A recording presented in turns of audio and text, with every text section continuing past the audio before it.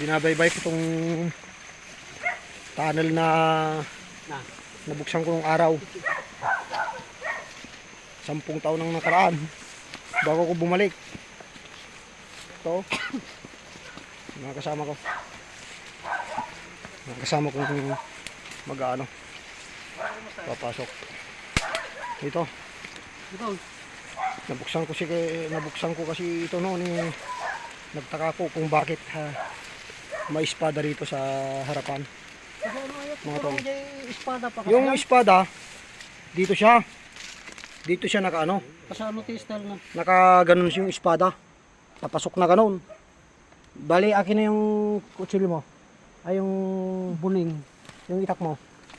Ganito yung pagkakapurma ng espada dito. Ito noon, sarado ito, parang ganito rin. Parang ganito.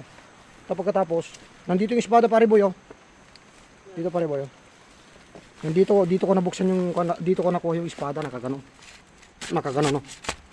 Nakatusok siyang ganyan. Bali ganyan siya, nakatusok siya sa mayroon akong kutob talaga na doon sa loob. Nasa loob.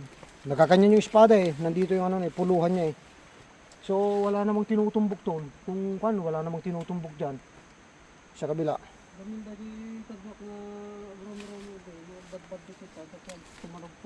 But posibilidad na mayroon din diyan kung mayroon diyan. Magbag na din Adrian.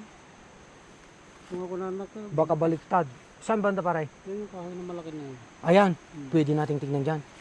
Tumalugtog ka nito kahit magbag na isang na. Malamang kung wala dito sa butas na to.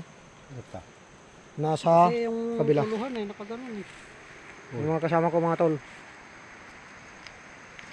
Yung dati tinaalam ito ulit. Lagay libro. Saan Saipunin natin. Buena.